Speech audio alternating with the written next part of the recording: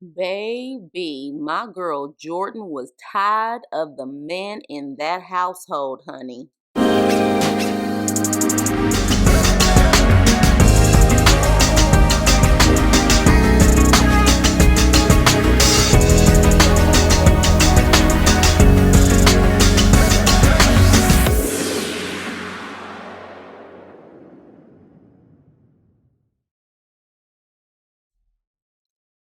Hey, what's up and hello? This is the Chris Nicole giving you my views on life, love, and the world of entertainment through my eyes. And this is my review on Summer House, Martha's Vineyard, Season 1, Episode 7. It ain't all rose.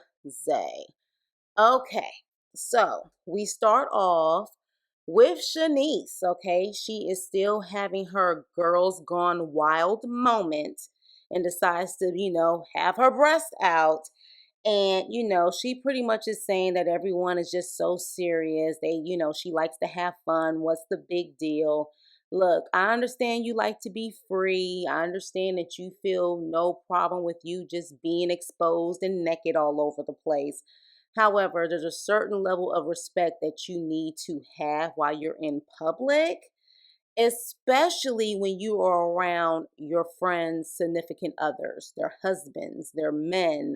Like, it's just still, come on, Shanice. Like, it almost comes off as if she doesn't care, even though her friends are uncomfortable, which is interesting. So we'll see how that turns out. I hope they have a reunion.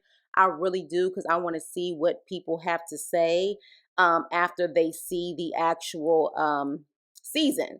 But yeah, so I don't know, Shanice. I think at the same time, Bria being upset, Jasmine being upset, at a certain point, you have to read the room and understand that, cover your ass up, point blank, period. So Shanice sits down and she sits next to Jasmine. And Jasmine brings up the Alex situation with Shanice. And Shanice says, I am going to talk to him, but I'm going to talk to him at another time, not during the brunch. But it's brought up. And so at this point, there's an issue, and the girls are going in, especially Jordan, on Alex about what he said and the articles about her and her ex. And here's the thing, 30 minutes before the brunch, Alex tells Jordan that she's looking thick, okay? That she's looking thick, she's getting thick. And while she makes this shocking look on her face and kind of has a smirk like she's trying to keep it light and as if she can take a joke, you could tell she was offended by it. And she was also offended at the table because someone mentioned it again. You can tell she was bothered. But again, she's not trying to bring down the energy, but she was annoyed. So Jordan goes in on Alex and she pretty much tells him, like, look, you didn't give Shanice the opportunity to tell her side of the story. You brought it up. A lot of people didn't know what happened in this actual house, and you brought it up. And I think they're trying to imply that Alex kind of gave Shanice this reputation without even knowing what happened or hear her side. Now, granted, we do see him talking about it with the other people in the house and saying that, hey, with her friends here, maybe she can tell her side so we can actually know what went on. But I think Jordan, while she was making valid points, I think she was annoyed by Alex at that point. And we see later on that she definitely was annoyed by him.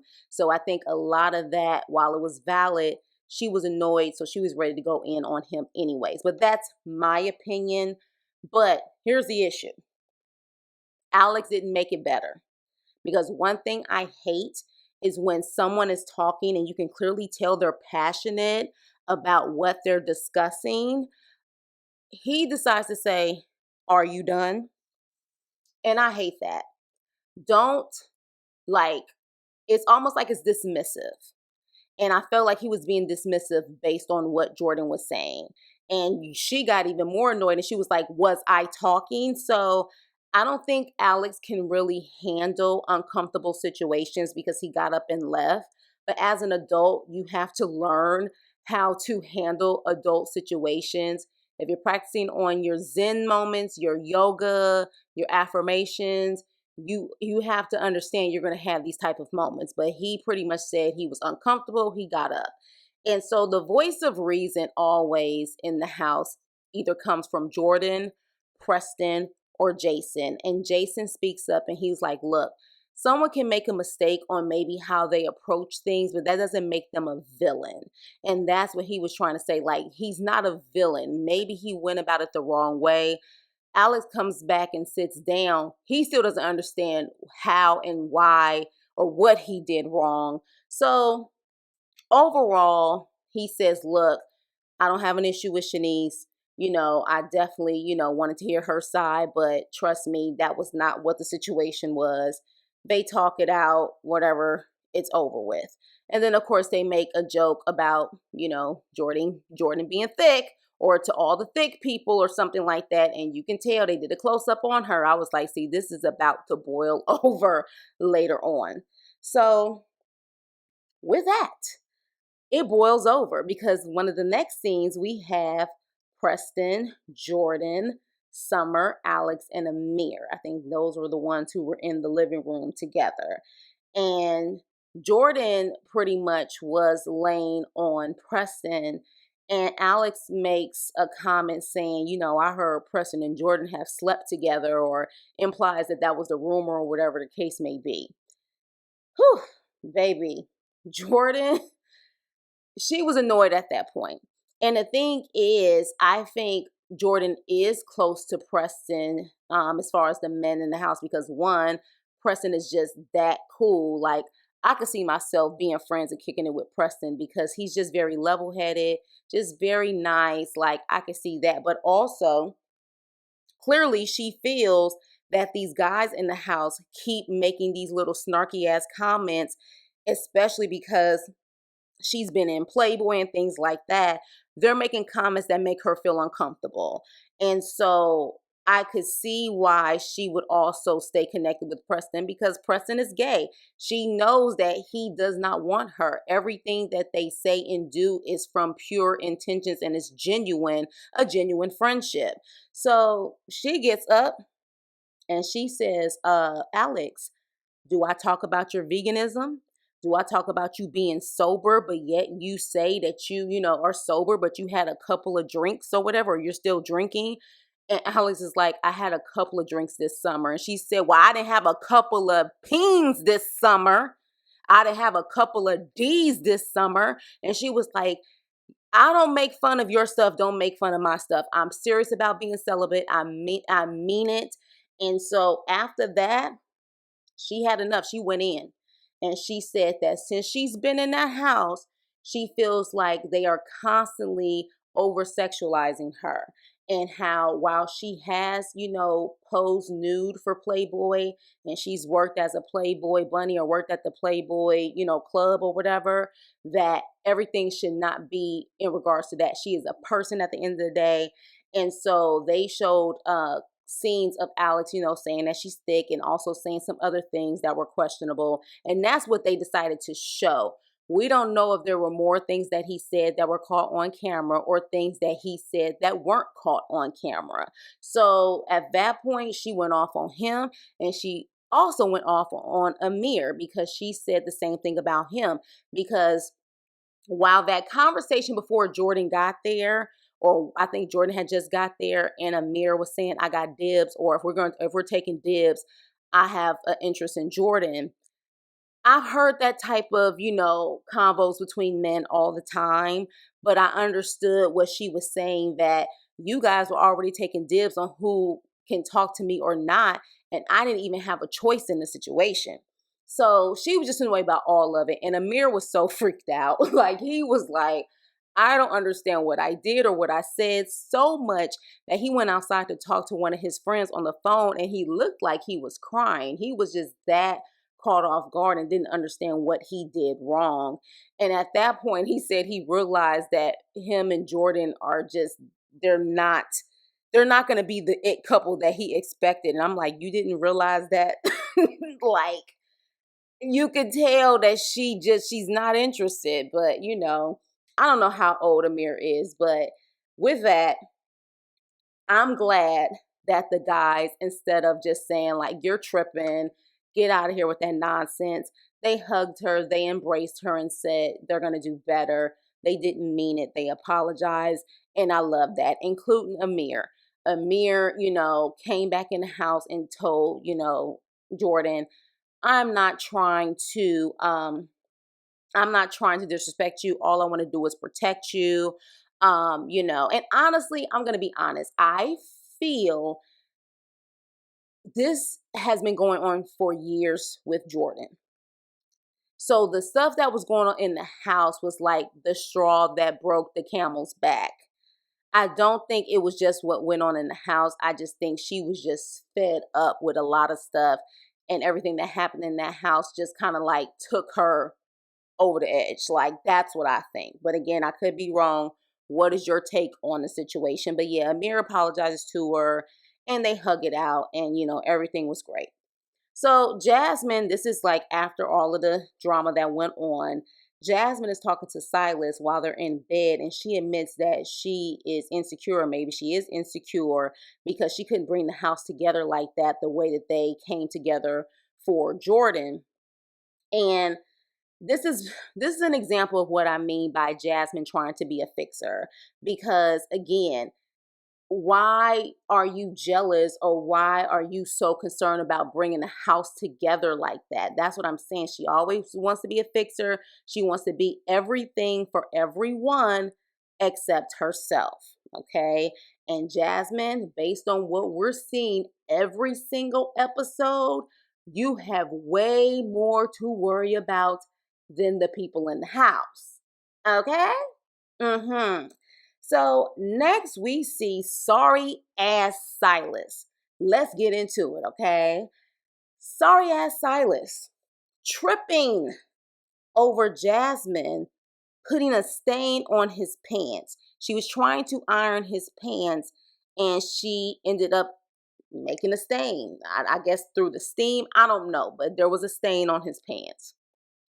He wants to act like a complete bitch, and that's just what it is. He turned into a straight child, bitch-like behavior. He starts pouting, and he is tripping over the fact that I told you you didn't need to iron it. It was new. You didn't have to iron that. You didn't have to iron the shirt. And Jasmine is even tired of it. She was like, don't start with me right now. Like, what is this? And so, you know, I honestly think, I don't know how long Jasmine and Silas were together before they got married, but something tells me it wasn't long enough.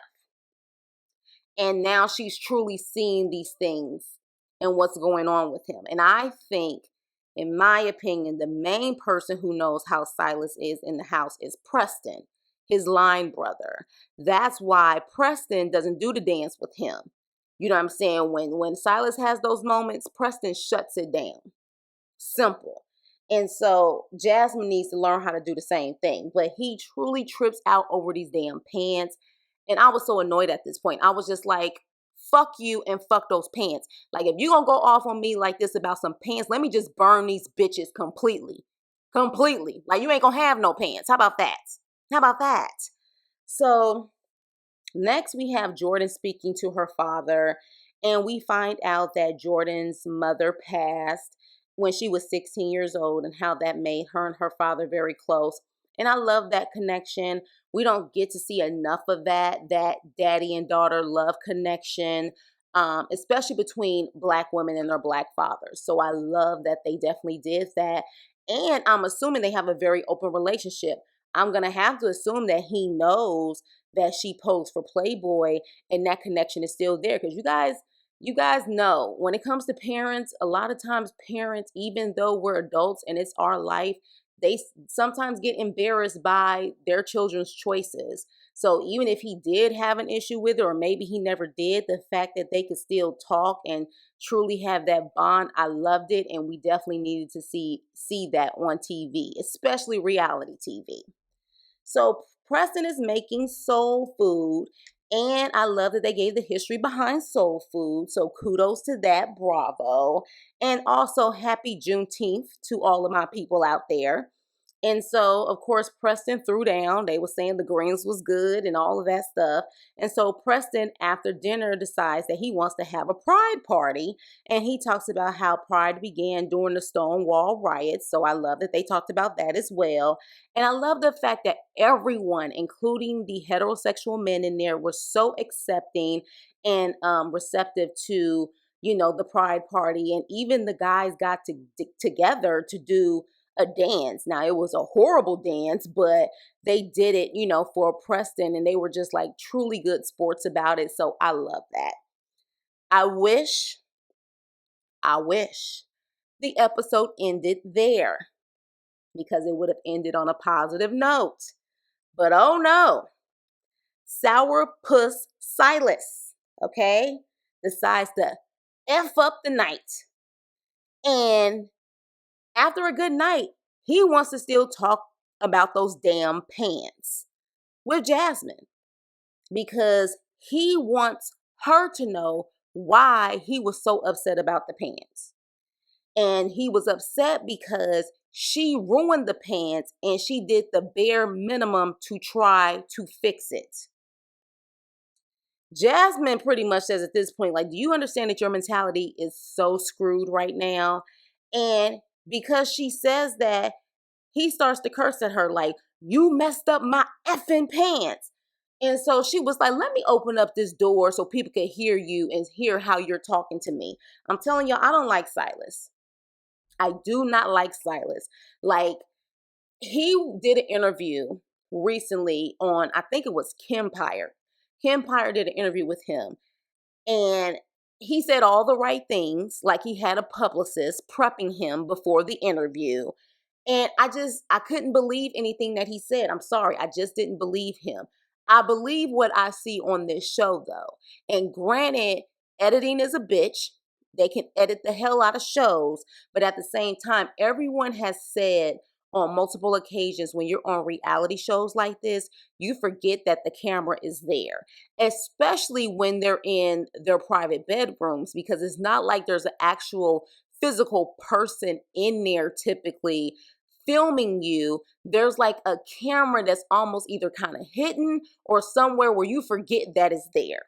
So these scenes that we see him having behind closed doors with Jasmine, to me, that's showing who the hell he is.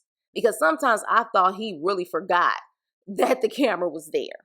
Because to me, he's all about perception and putting on a appearance. So I think that's what we're seeing. That what we saw is the true Silas. So it's not over though. That night she shuts it down. The next morning, she's in bed looking at her phone, and this crazy man comes in and talks to her and says that he needs to use her toothbrush, which, by the way, hell no. I don't care if we are together. I don't care how much freaky tales we have. You're not using my toothbrush. That is just so damn disgusting. I cannot. I can't do it. But I don't even think it was about the toothbrush.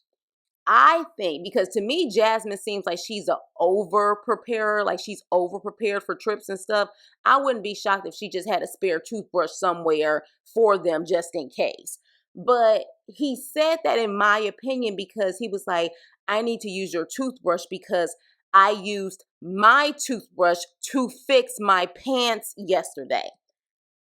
Still, the next morning talking about those damn pants. Jasmine ignored him. She stayed on her phone and ignored him. I don't blame her at this point because this is giving, like I said, sleeping with the enemy vibes. The man got some issues, seriously. He said on the interview that Jasmine and they're going to couples therapy. I think he needs individual therapy and couples therapy. He needs both. So Jasmine that morning talks to Jason about her argument with Silas. And of course, Jason is the voice of reason. And even though she's annoyed and she says she's tired of all of it, she cooks every morning Silas his food and she takes it to him like she always does. He doesn't come and get it. She takes it to him. He takes a couple of bites and just leaves it there as if he's done. He doesn't want the rest of it. And literally, it just looked like he took a couple of bites. There was still a good amount of food there. So she looks and she's like, I take it you're not going to eat the rest of that. And he's not even looking at her. He's like, no, no, too much starches. I don't do the starch. I don't do the starch. So no, I'm not going to eat it. And he's looking at his phone. And then at the same time, while he's looking at his phone, he's low key looking at her like he's trying to stick it to her and trying to be an asshole because of those damn pants. Like he's trying to play a psychological game on her ass. Oh, it couldn't be me. It could not be me. Do you hear me? Do you hear me? And even Jasmine is like, I don't know if we have what it takes for that longevity. Yeah, you think? You think?